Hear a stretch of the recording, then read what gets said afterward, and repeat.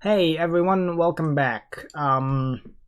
So today's video, as you could probably tell by the thumbnail and title, is my review of Five Nights at Freddy's Help Wanted 2.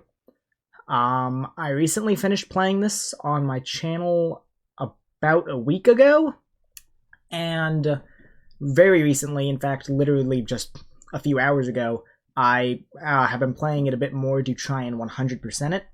As of right now, I'm missing one achievement for full 100% completion. I'll get into that in a second. It's just a rather grindy one. So I have essentially experienced everything this game has to offer.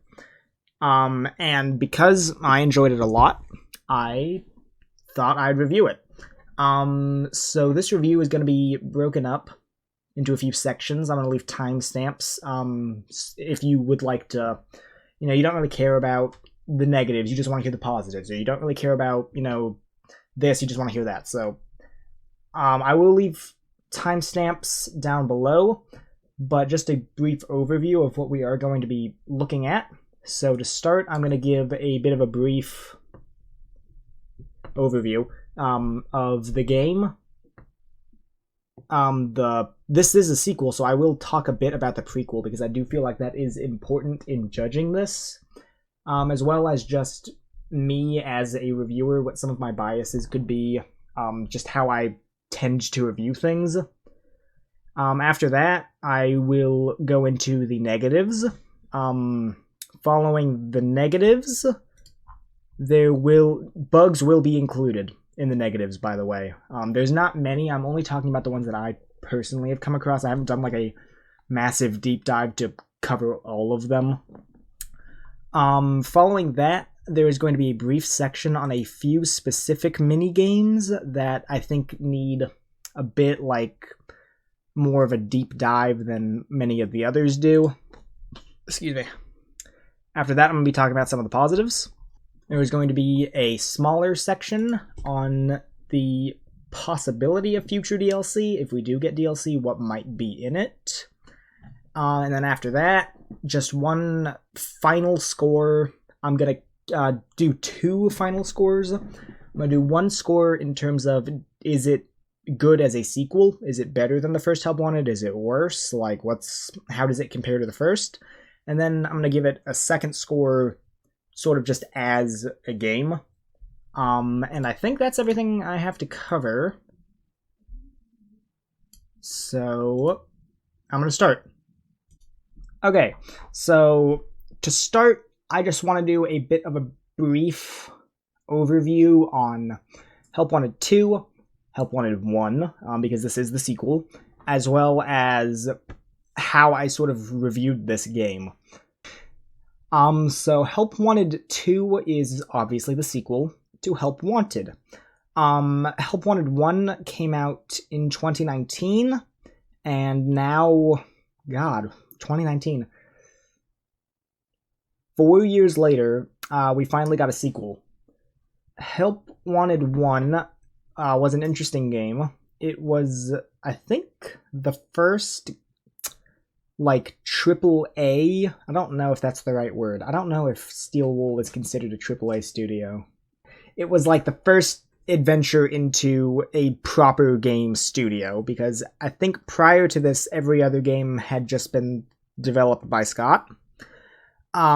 So as a sort of starting point and the type of game it really was not a new game in most aspects. It was sort of just a bunch of VR reimaginings of the original 3 games, a twist on FNAF 4, as well as a few mini games here and there. Following its success, later the same year in October, they released the Dreadbear DLC. Now 4 years later, we got Help Wanted 2. Now, Help Wanted 1, despite really not being a proper game, was massive in the community. I consistently see it referenced as one of the best games in the series. You know, obviously, it's pretty much every game in the series combined. The VR aspect of it allowed for a sort of unique take on the gameplay, so it wasn't just a not lame, but it wasn't just a remaster, you know, there were new ways of playing the game. Especially, you know, in something like FNAF 2, where there was no flashlight battery, you could wind the music box while wearing the mask while checking the lights. But also, I mean, just simply the fact that it was in VR meant, yeah, you know, it's already going to be scarier. And now, I think this is the third time I've said it, we have Help Wanted 2. Now, immediately, something about Help Wanted 2 is that it is sort of its own game. As I previously said, Help Wanted 1 was sort of not much of a game, more so a reimagining of the original games. But, you know, since 4 of the 6 games have already been reimagined, Help Wanted 2 really needed sort of its own minigames. So that is something I think is important to note. This is its own game. These are unique games. These are not just remasters. There is one section of remasters, which I'll get into. But, you know, so that's already something, you know, interesting to note. This is sort of being judged as a proper game, even if it is just a minigame collection, because these are all brand new minigames made specifically for VR. On top of that, this game was released following Security Breach, as well as Security Breach Ruin. But, so that is something you can sort of tell just by looking at the box art. This game is all about Security Breach, which kind of surprised me because, like I said, you know, the first Help Wanted really only had a focus on the first 4 games. There was still Sister Location, which is definitely represented in this. Pizzeria Simulator is represented in this, but this game is all about Security Breach. And that's interesting, especially when we get into some of the specific negatives, as well as some positives. But, so I just sort of want that to sort of be what you keep in your head during this review. You know, this is a sequel to what many consider to be the greatest Five Nights at Freddy's game released so far. It is sort of its own game, unlike the original, which was more a reimagining of some of the classics. And this game is all about the 3 most recent games. Pizzeria Simulator, Sister Location, and Security Breach. Now, that sort of overview is out of the way. I am going to be comparing Help Wanted... This is just an important thing I felt to note. I'm going to be comparing Help Wanted 1 to Help Wanted 2. As I mentioned, Help Wanted 1 has DLC. As of this review, Help Wanted 2 does not. We are unsure if it will be receiving some. I don't know if it's been confirmed yet. But I feel like it's kind of unfair to compare the DLC to a game that doesn't have DLC. But as I sort of thought about it, the idea that I have come to in terms of that is that I will be drawing comparisons and using Dreadbear when it comes to gameplay, because, you know, Dreadbear, they definitely, you know, learned something from the gameplay in Dreadbear. So I will be using that as a comparison, but I won't be using it in terms of content. Like, I'm not going to be like, oh, Dreadbear has, you know, 6 more minigames and 2 whole lobbies, you know, suck on that, Help Wanted 2. Like, no, I'm not going to use that. But I will, you know, say something like, okay, you know, Dreadbear had a lot of minigames where you did this, you know, where Help Wanted doesn't really have that many. Dreadbear, you know, was a lot more willing to sort of take risks in terms of gameplay, whereas, you know, Help Wanted 2 is a lot of the same, you know, stuff like that. And then finally, this is just something I felt was kind of important to note about me personally. I am a massive fan of these games, so there will probably be a bit of bias, in terms of this review. Chances are if you're watching this, you also are interested in the games, I don't think you'd be like, you know what, I fucking hate Five Nights at Freddy's. I'm gonna watch this dude review the new game. You know what? And I hate those games. So, chances are you probably are at least somewhat of a fan. But that being said, I feel like I can still sort of put that aside and look at this as a game, right? Also, this is kind of important. I am very prone to nitpicking. I just am. So there is gonna be a lot of stuff that I say that feels nitpicky, and that's because it is. But in terms of like the final review, I have tried to not like let that get in the way.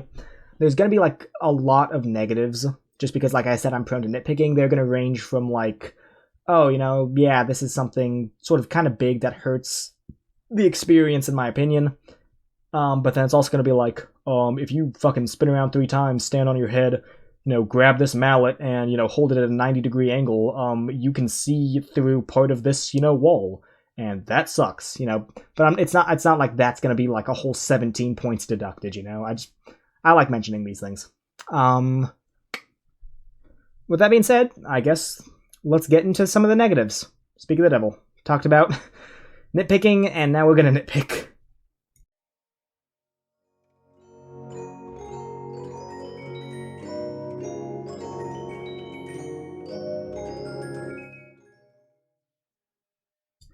Okay, so to start, one of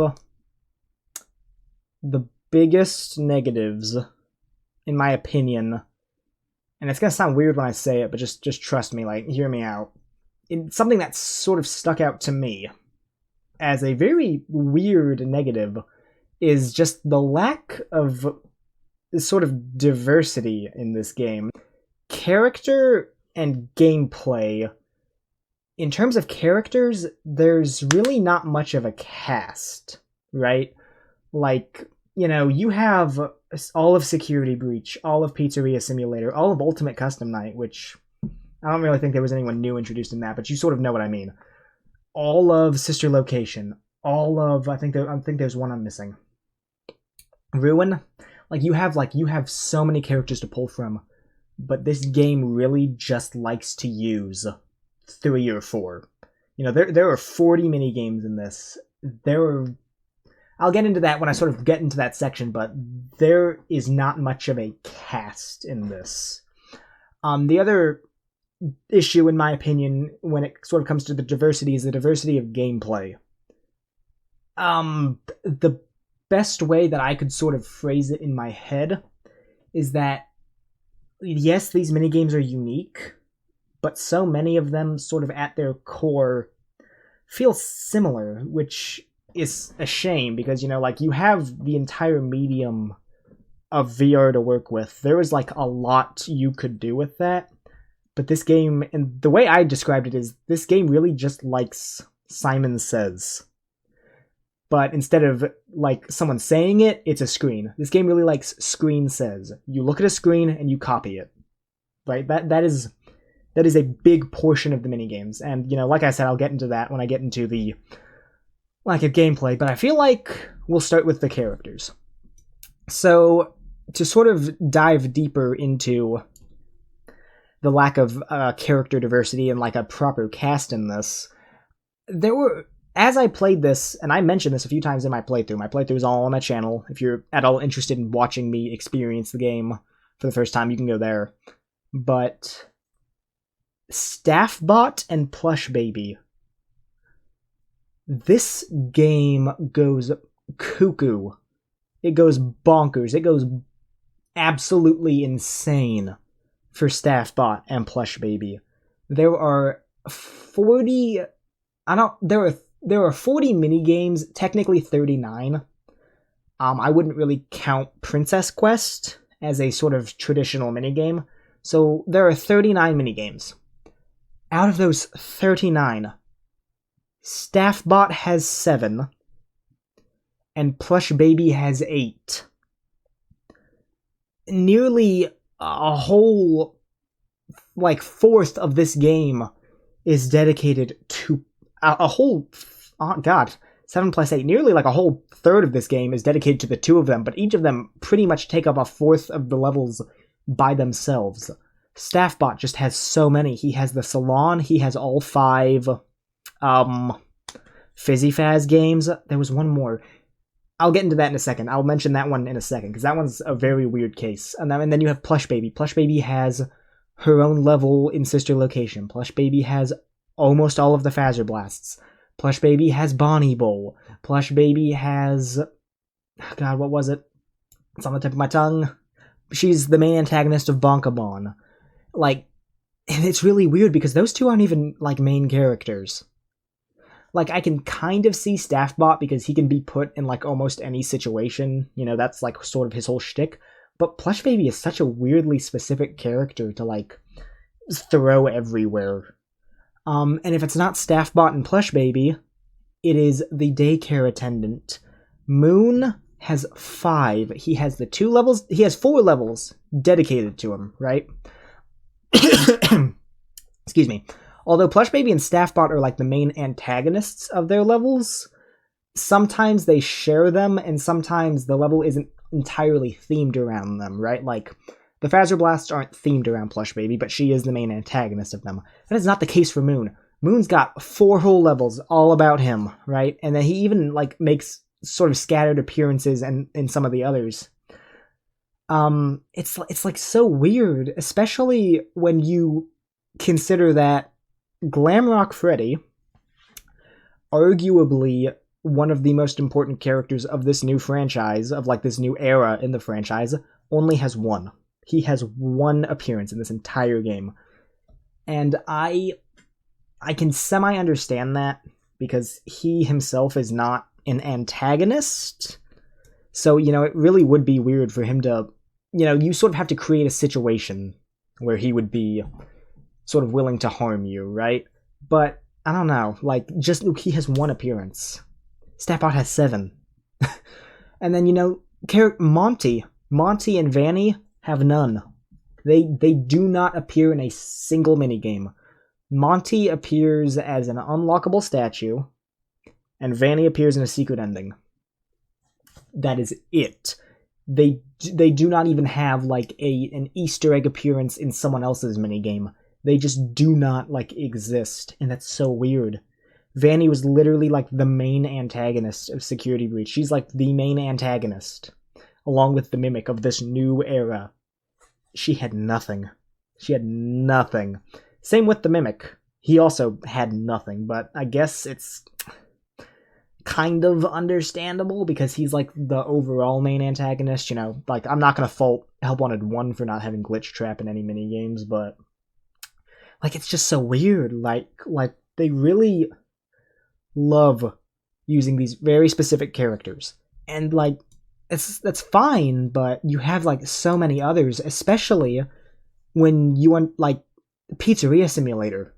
Pizzeria Simulator on its own brought like 16 different characters that have not really had a proper introduction, and like, I feel like this would have just been the perfect time to do that, but they don't.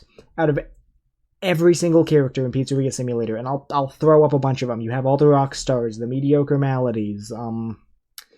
There was one other group I don't really remember the specific name of. 4 of them. 4 of them appear in this game.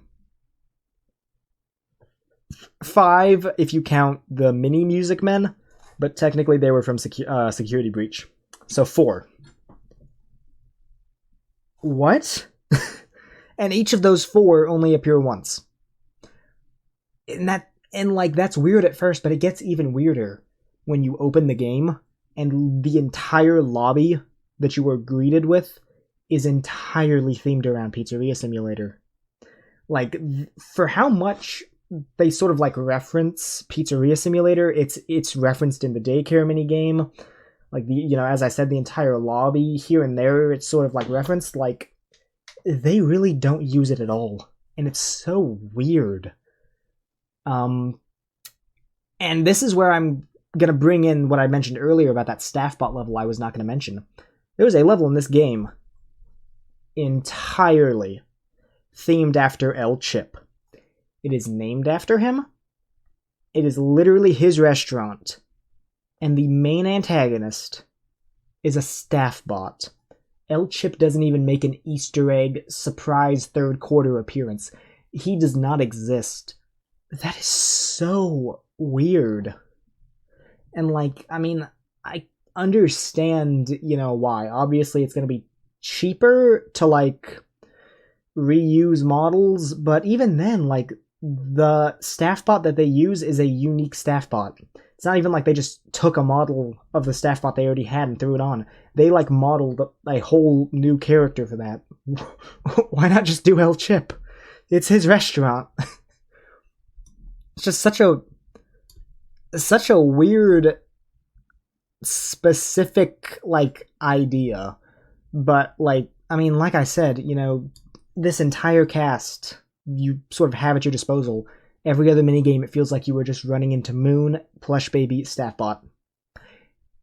Like, that is it. This is not Five Nights at Freddy's Help Wanted. This is Five Nights with Plush Baby, Staff Bot, and Moon. It's just such a weird choice. Following our sort of tirade about the cast, another sort of big negative that I have with this game, this is not a horror game. It says it's a horror game, and maybe if you're very, very small, it's a horror game. But this ain't it. This, as far as horror games go, this really does not do well in that department. Not to say that it was never scary. I actually sort of went back and I've picked out a few that I would like to mention because I think there's four levels, right? That I think truly felt like a horror game. Those were the Ballora Gallery, the Carousel, not Cinder Carousel, just the Carousel. Cinder Carousel was not as scary. Fazbear Theater, and finally the Endo Warehouse. And as I was sort of going back through that,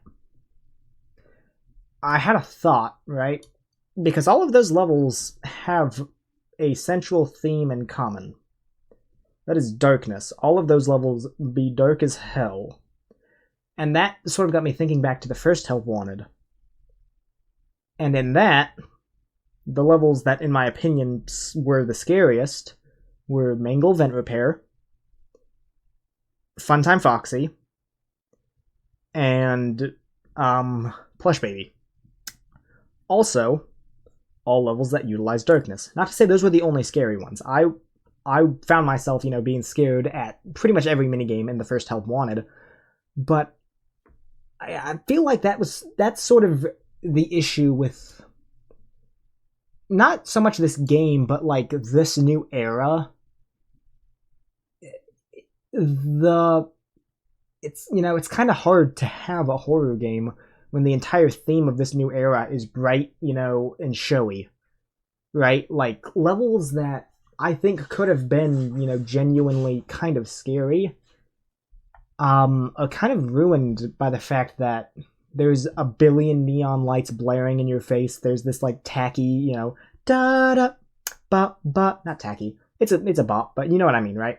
Like, there's all this like hi-fi, like high sci-fi tech, like these moving ads, these goofy posters, right? Like Security Breach, it really wasn't that scary, but I feel like sort of that theme did not translate well to VR, especially as a horror.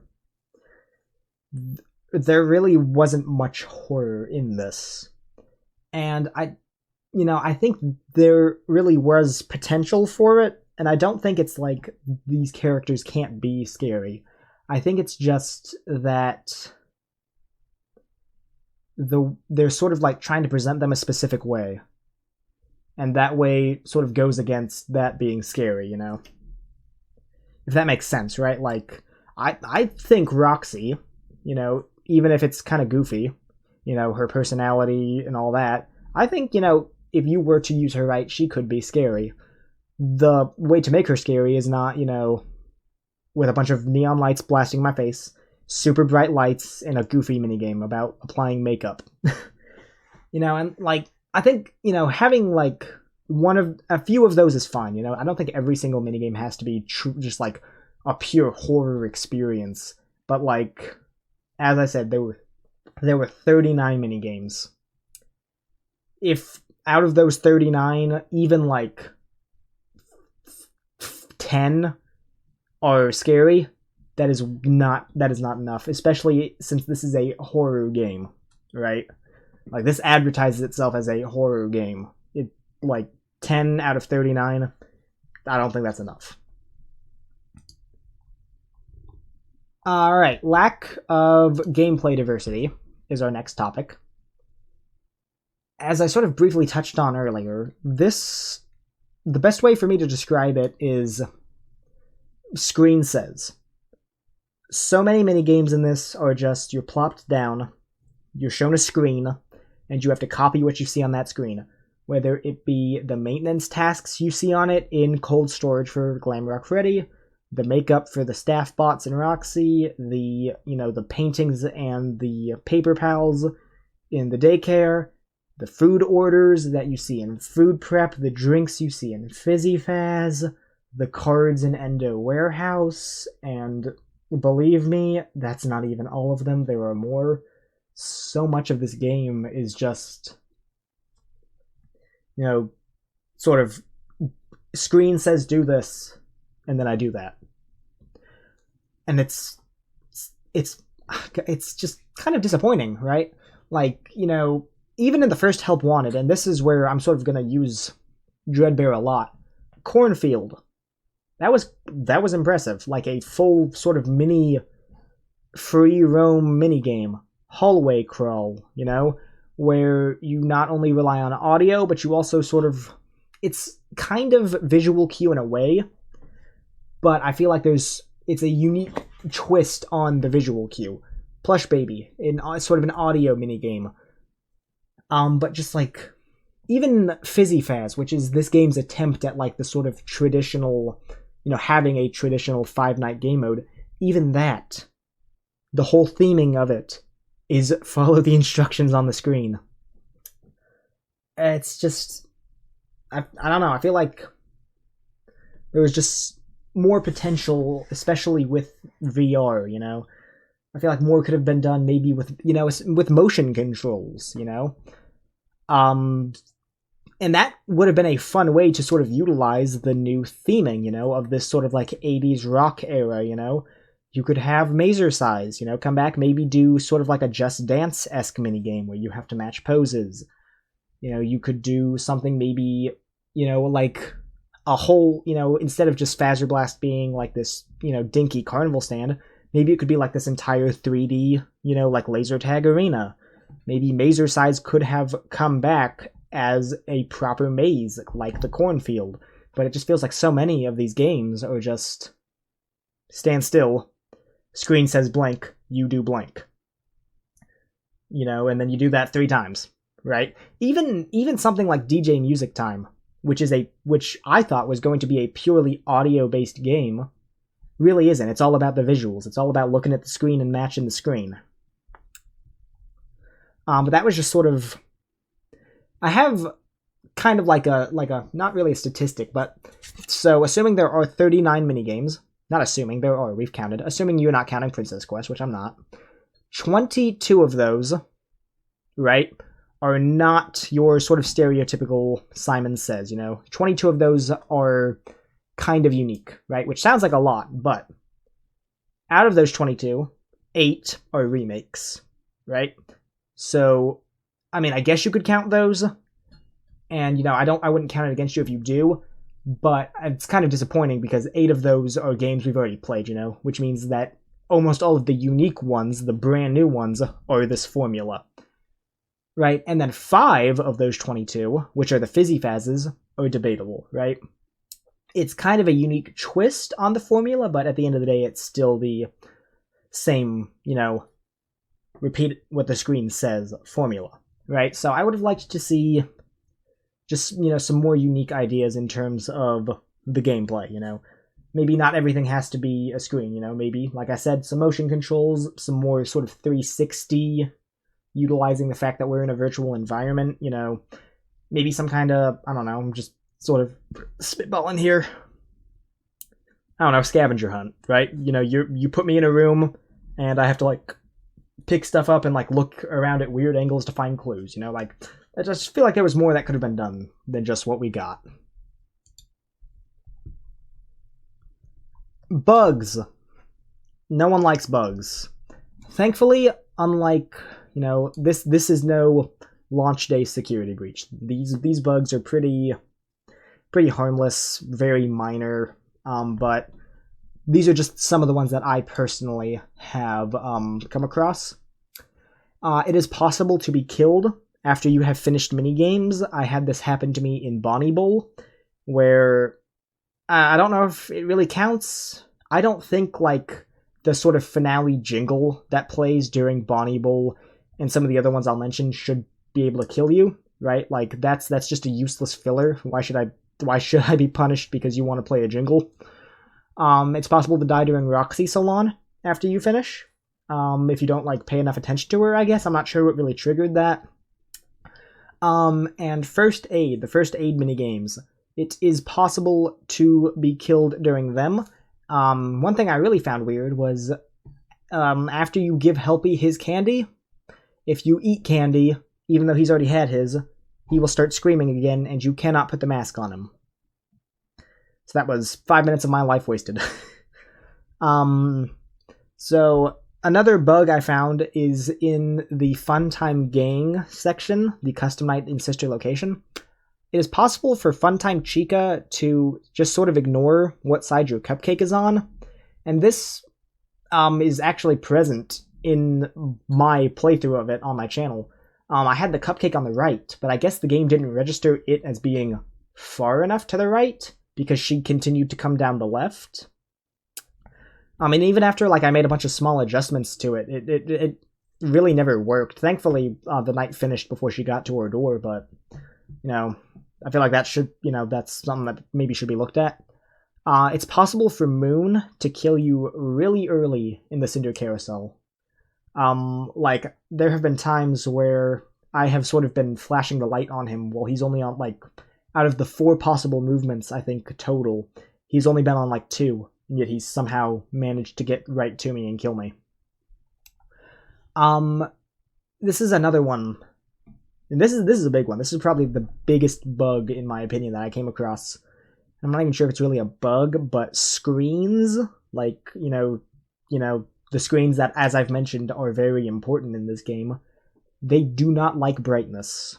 They do not like high brightness. And not even, like, comically high brightness. Like, there was a point where I maxed out my brightness to sort of, like, play a few of the minigames as a joke, but even if it's just, like, a bit higher than usual, screens do not like that at all. They become super, like, glary and almost neon. It, like, kind of hurts to look at, but it also just makes it almost impossible to navigate them.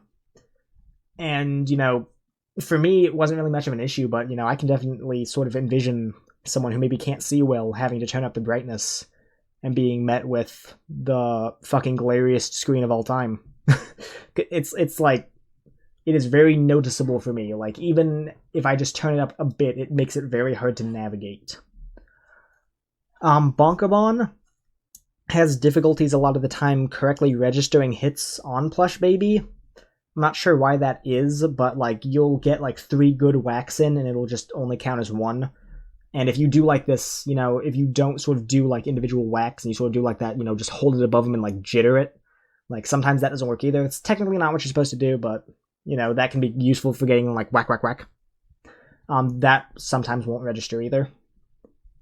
And a really weird one, in the cold storage minigame, the monitor will incorrectly display the need for the star radar. I'm not sure what it is. It's like that little circle with the antenna that's got the star on it. When you open Freddy's chest cavity, it'll show that, but in reality, you need to hit the button and ice his coils. And you actually don't use the stir radar at all after its first use. I don't know why it does that, but that is also something that could potentially be looked at. And then these are just a few specific miscellaneous complaints that I had. I wasn't really sure exactly where to put them.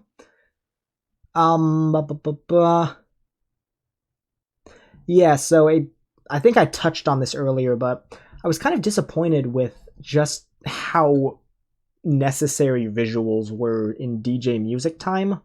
I really wish the beats were sort of more unique. That way I could, if I wanted to, try and solve it just off audio, but I'm not a professional.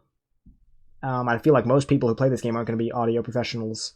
Maybe I just am tone deaf as hell, but, I, for the life of me, could not even get a single one correct unless I stared at that visualizer, because some of those changes are so minute, it is, impossible to pick up on them, purely, using audio. I found it very odd how Glamrock Chica shows up in Pizza Pizza Pizza and Fazbear Theater, not just as, the main antagonist, but how she will sort of show up and, maneuver around the space as you try to cook.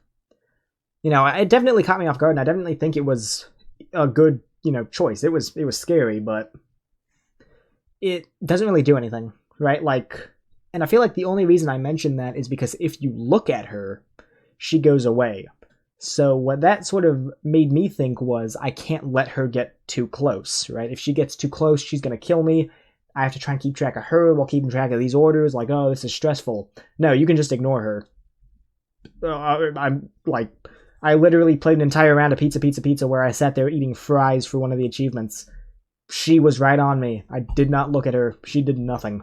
It was really weird, right? Why sort of program in this almost pay attention mechanic if it really doesn't mean anything at the end of the day.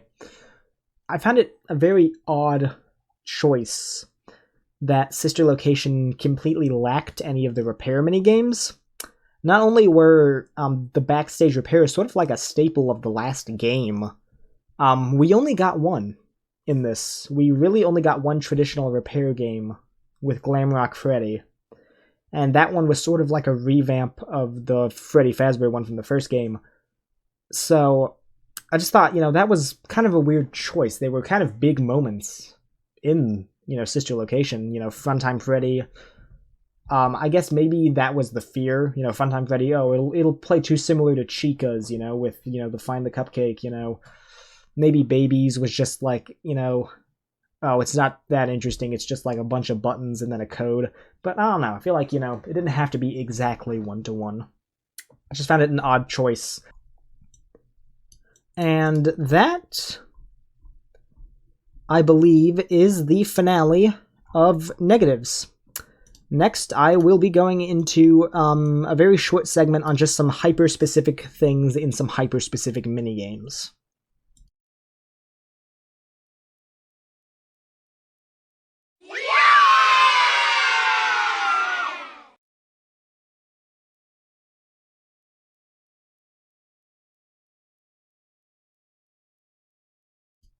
Hey, okay.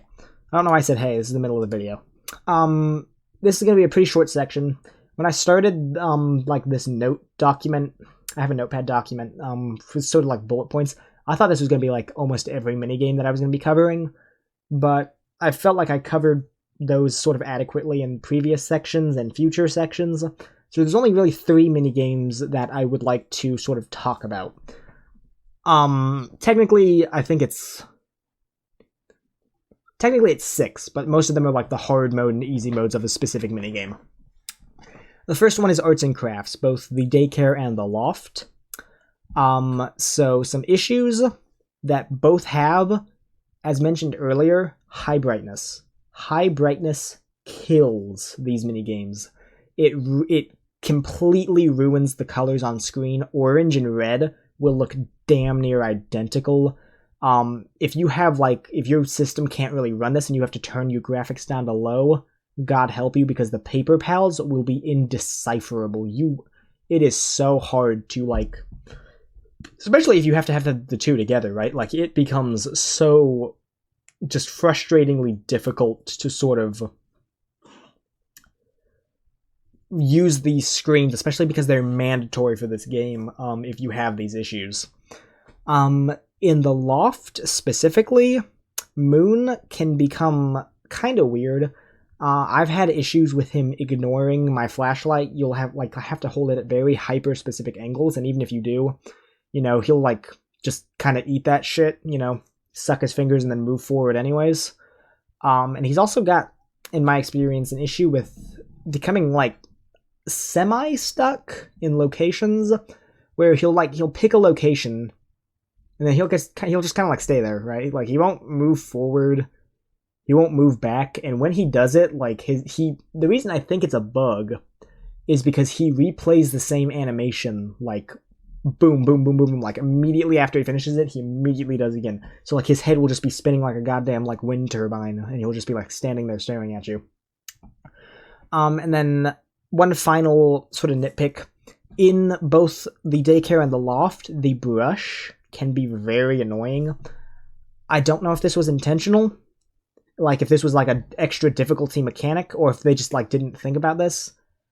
But the brush can paint things even if you're not holding it, right? Like, that becomes very annoying, especially because, you know, definitely in the loft, you're sort of cramped for space on the desk, and you can't just throw the brush away, right? Because it'll teleport back. And I guess it's, you know, it's technically speaking, it's just a very simple fix of, okay, dip it in the thinner. But it's still annoying. It's still annoying. Especially if you forget to dip it in the thinner and then you've already painted like 6 things and you have to try and struggle. It's mainly an issue in the loft because of the pitch black mechanic, but it's just kind of a frustration that I have had. Especially because it can, you know, you're strapped for time on some of those, so, you know, last second if you find out, oh, the paintbrush was painting things without me knowing, it can kill an entire game. The next one is Roxy and Staffbot Salon and Repair. Both Roxy and Staffbot Salon and Roxy Repair. We're gonna bring it in, you know, 3rd time's the charm. High brightness makes this horrible. I think they sort of knew that, because going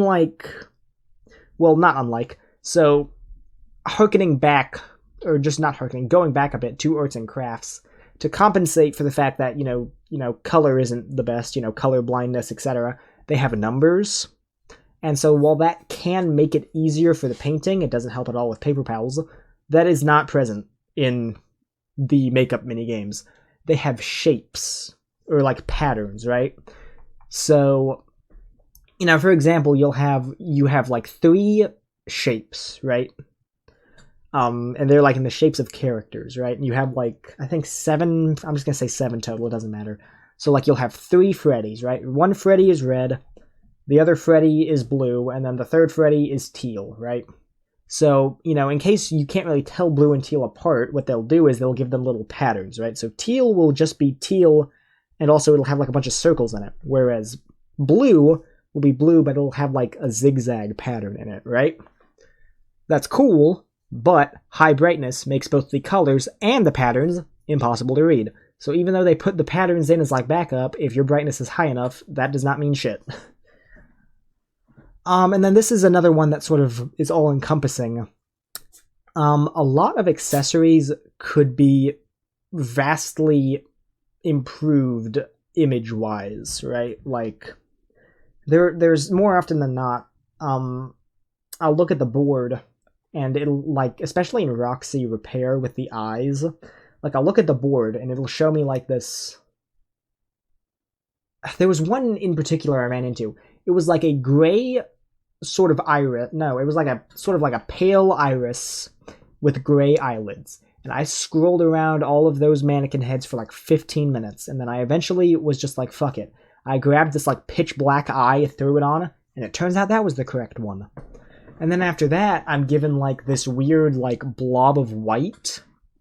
That's a necklace. So I'm looking for this necklace. You know, where's this blob of white necklace?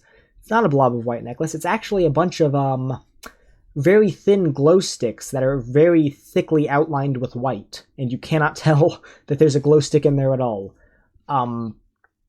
it's kind of annoying at times. So I think some better images, especially with the eyes, like I said, because there are some eyes that are very similar and it's hard to tell apart with the image. Some eyes images, and necklace don't match what it is at all. It's kind of annoying a lot of the time. I'd like to see maybe some of those get a better image.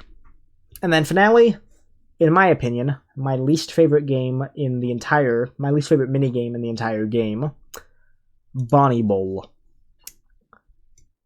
Bonnie Bowl's bowl physics suck balls. They are terrible. I don't know. It's not like a super big deal because points aren't important. It's not like you have to maintain a certain, level of points to win. But I'd still like to get high points. I'd like to have fun while I play. I'd like every ball to not be a gutter ball because as soon as, the ball detects the slightest bit of movement, it'll just fucking shoot forward, to the left or to the right, super hard. The ball physics in this are awful. You cannot bowl. The best way to play this is to fucking just toss the ball like a shot put. This should be called Bonnie shot put because that's what you need to do to win. Moon. Why is Moon here? Moon was a very weird addition to this level. It feels like at the very last second they were like, this level could use a bit more. Why don't we just throw Moon and a flashlight in? Okay. I cannot stress enough how perplexed I am that Moon exists in this level at all.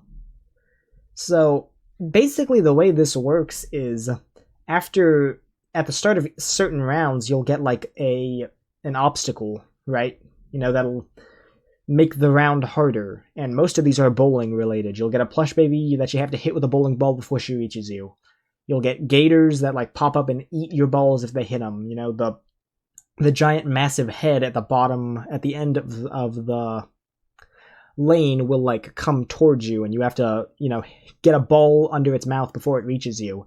And then there's Moon, who just shows up at the top of the lane, and you have to shine him with a flashlight. And then he goes away. Why? That's so out of place, right? It's not even like the place is dark. He always shows up at the same place, It's not like you have to look around for him. He's telegraphed when he shows up.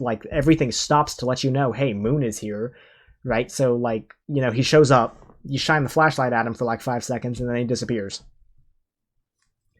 It's just, what an odd choice, right? I honestly, the first time when I read the instructions and they, mentioned Moon, what I was anticipating was, as you bowl, you have to sort of keep a 360 look around you, because he could be anywhere. He could pop out of the hole in the ceiling. He could pop out of, the ball retrieval, There's a whole section behind you that's pitch black, maybe he could creep in from there. Nope. He just shows up at the top, and it tells you when, and then he goes away. Why? It's not even bowling related. You could have let me throw a bowling ball at him. Why the flashlight? Why the flashlight? Just so weird. He is so pointless in that game. So weird. Another complaint. So as mentioned earlier, one of the potential obstacles of this game is the massive Bonnie head at the bottom of the lane will come towards you. What I found really weird was, if you don't make hit the pins in time and he reaches you, he just kill screens, right? You just go static and then you respawn. There is no jump scare, which I thought was weird, especially because there is a glam rock Bonnie model in game. I can understand maybe not having the head because it's a giant head.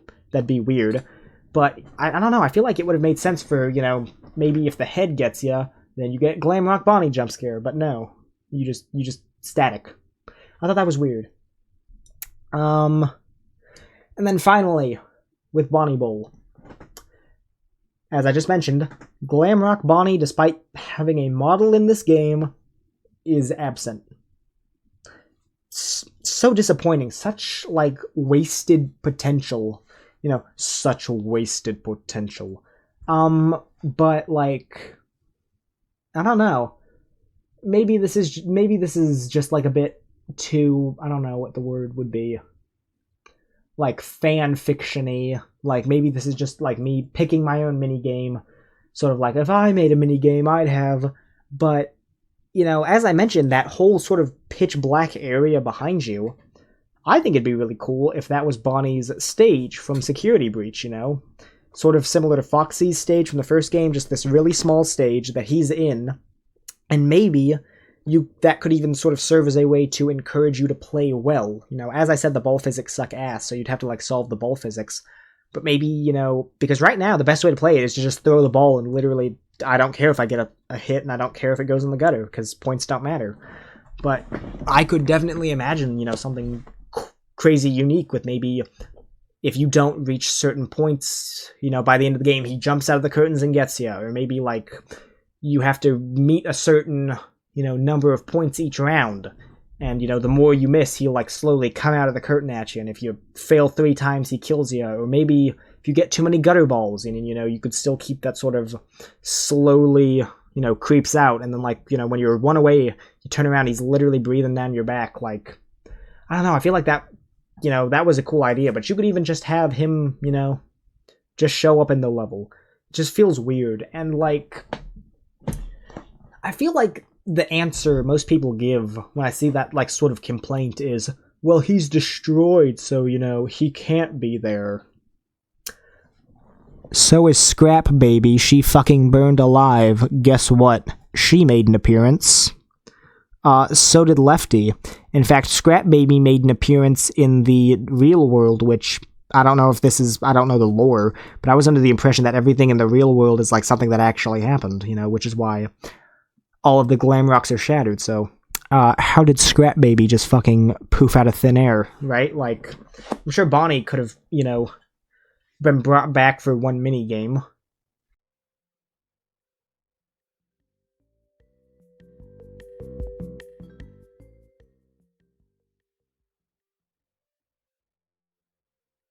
At long last, we have waded the sea of shit, and we have made it to the golden shores of greatness. That's your reward. There's no positives, just a burp. No, but for real. Oh shit, wait. There's 2 burps, that's what you get. Okay, no, but for real. Positives. These minigames, as much as I sort of shit on them earlier for, like, you know, their Simon Says fixation, they are fun. I had more fun with Glam Rock Salon. I fucking loved Food Prep. Like, even though they can be kind of repetitive, they're, you know, they're fun. I think overall this is a massive improvement from even like the unique mini games of the first one, right? Like, although they may have been derivative, you know, a lot of Simon Says, overall I think they were more fun than even the unique, you know, Parts and Service or Dreadbear DLC minigames, right? The personalities absolutely, like, excel in this game, right? Like, it's like the little things, like Sun freaking out when you eat glue. Oh shit, Storm. Like, I'm trying to, like, there's like a lot of examples, you know, the like sort of almost interactions you can have with Roxy in her salon, the staff bots getting impatient if you take too long with their order and like throwing tantrums, like they're like Karen customers. Like, you know, it may not be scary, but God, is it fun to just sort of chill out, you know, with these like fun, goofy mini games. And, you know, the personalities improve that tenfold. The lobby had a total, you know, glam up, opposed to the kind of lame, boring one from the first game. There is so much interaction and like fun in just the lobby, right? And, you know, the lobby in Help Wanted 1 definitely was not a focus. It's clear that it was in this game. Like, it is vastly improved. Like, it actually feels fun to just sort of explore, go around, look at all the new stuff you unlocked, play with the new things you unlocked. Instead of just getting action figures like that you can look at, you actually get shit like laser guns, you get, ball guns, you get dart guns, you can pop stuff, you can shoot things, you can, pick up teeth, you can eat food, right? Like, there's like, it feels fun to just run around and explore, look at all the shit you get, as opposed to Help Wanted 1, where the lobby was sort of just a lobby. This one is kind of not, I don't know, it's a positive, but it's like a complaint positive, but it's like a fun complaint. There were a lot of minigames in this that I am disappointed we did not get an endless mode for, because they were so fucking fun. If we ever get an update, I would honestly love just a new edition, a new folder, like on the PC, that's just endless. The two in particular that I can think of are all of the food prep games. I would like to just sit and play L Chips. It reminds me of like a FNAF themed job simulator. Job simulator is fucking fun, I'd love to have a FNAF themed job simulator to just chill out and play with. I'd love more DJ music time. I'd love the ability to try and, maybe not mimic, but just dick around and see, what all I can do with the mixing board and sound stuff that DJ Music Time offers. I'd like to see an endless mode, if possible, for some of these games. Although there are definitely fewer collectibles, Help Wanted 1 had 30 coins, this had 11, and I think Help Wanted 1 also had, I think it was also 30 tapes. God, was it 30? That sounds like a lot. Maybe it was only 15. There were a lot. This game tones it down a big amount, right? I think that's for the better, though. These plush medallions, what are they called? I think I've heard plush medallion, I've heard memory token, I've heard memories. I think I've called them a few different things throughout the whole review and the game itself, but these are so much more fun than the boring, turn around in the office, look, there's a tape. Or the, ridiculously annoying complex, at 3 a.m. exactly, you have to get jump scared by the puppet while holding the mask and pressing all 3 light buttons, one with your hand, one with your foot, and the other with your balls. And then you have to pick up this piece of paper with your teeth, and under it, there'll be the tape from the first game, right? These are complex, but they're fun, and they're fair. The riddles you get from the hippo, as well as the clues that are sort of painted around, make it like a fun mystery, right? As opposed to, like I said, the bland and sometimes annoying tapes of the previous entry. As for the coins, although they have not really had a glow up, they are still, they're just right here. In fact, I'd even say they're worse placement-wise this game. There's only 11 of them, and 5 of them are just in the lobby. However, they do make up for it, rather than just unlocking prizes, like lame, boring prizes with a certain amount of coins. You can actually feed the coins and Help Wanted 2 to the Candy Cadet, and he'll give you, little stories. It's just, a small little thing, but I prefer it to just, hey, you found 30 coins. Here's a prop you're never going to use. The game looks great. The game looks incredible. Sort of harkening back to what I said about how, I would like endless mode. I would really just like to chill in these environments, If I could just sit in L Chips, not have to worry about running out of time and dying, I would. If I could just sit and chill in, Bonnie Bowl, and not have to worry about dying, just, try and practice those physics, I would. If I could just sit and chill in the office, and Fizzy Faz, check out the cameras, look at all the little details here and there, the posters, the goofy, Easter eggs, I would. This game looks great. It feels fun to just stand around and do nothing, because you can just take in the environment and all these, beautiful graphics. It's fun. And then, finally, prizes. Massive dub with the prizes. As opposed to Help Wanted 1, where upon 100%ing, not 100%ing, but upon beating the main game, you would unlock the gallery. This handles it differently. So instead of unlocking useless random shitty prizes, you actually unlock the gallery as you play. Whoever thought of that needs a raise, because that is really cool. The prizes were goofy and fun occasionally in Help Wanted 1, but for the most part, you just, you're not actually going to sit down on the floor and play with your fictional action figures, right? Like, no one's doing that. But what you are going to do is actually admire, like, the sculptures, see what these characters look like translated to VR, right? Like, these are things that you're actually going to do, so it makes better sense for those to be prizes.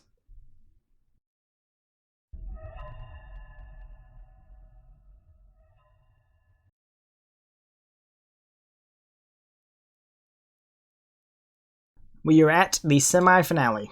What's the term? It's not called a semi-finale. The pre-finale.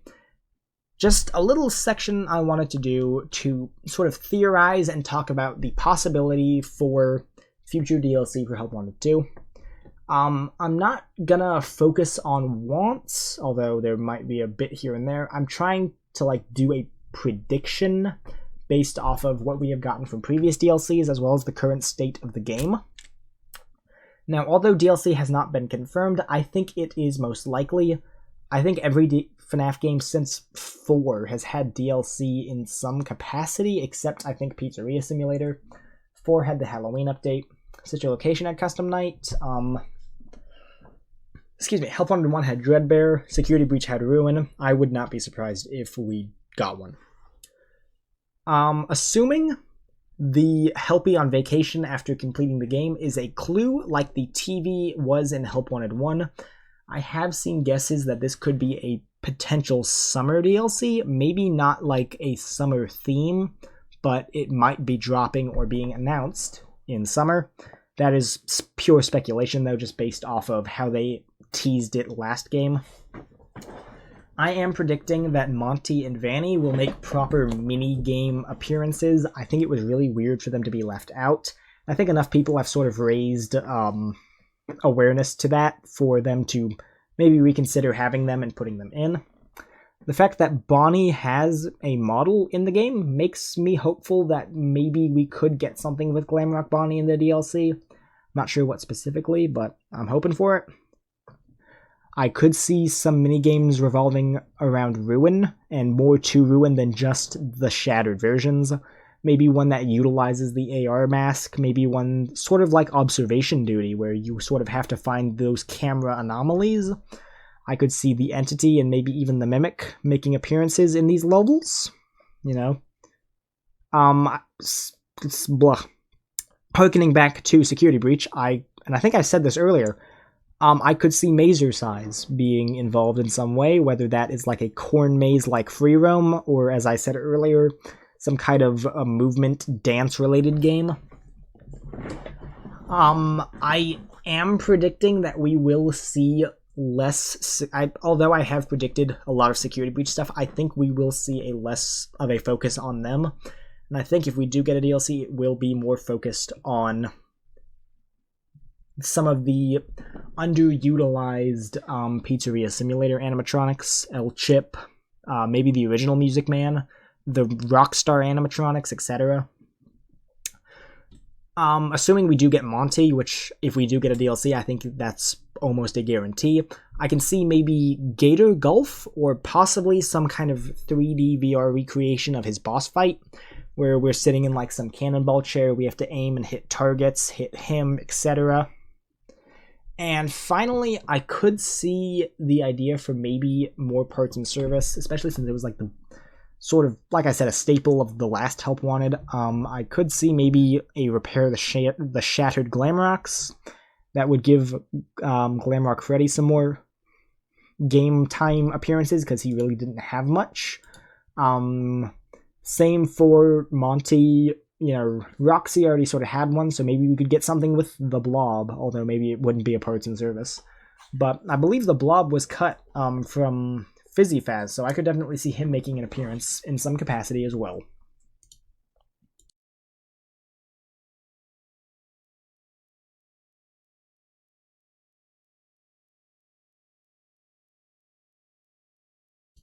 And the finale.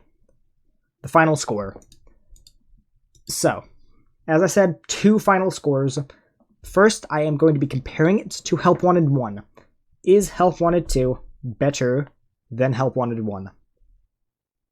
No. But I don't think Help Wanted 1 is better than Help Wanted 2. I think, in my opinion, they're pretty much equal. They both do very different things. Help Wanted 1, I think, is scarier, and it feels more like a sort of traditional Five Nights at Freddy's experience. Whereas Help Wanted 2, I think, is fun. I think it's more fun to play. I think it's definitely more interesting. It's much more unique. But I don't think it doesn't really feel like a Five Nights at Freddy's game. And it sort of lacks the horror that I really would have wanted from a sequel to potentially the scariest game in the franchise, right? So I don't really think either is better. I think it depends on what you want in your VR game. So, kind of a cop-out, maybe, but that's what I think. And as for a final score on its own merits, I think I would give it an 8 out of 10. That's also what I think I would give the original Help Wanted. Like I said, overall, it's an extremely fun experience. It's a lot of fun. There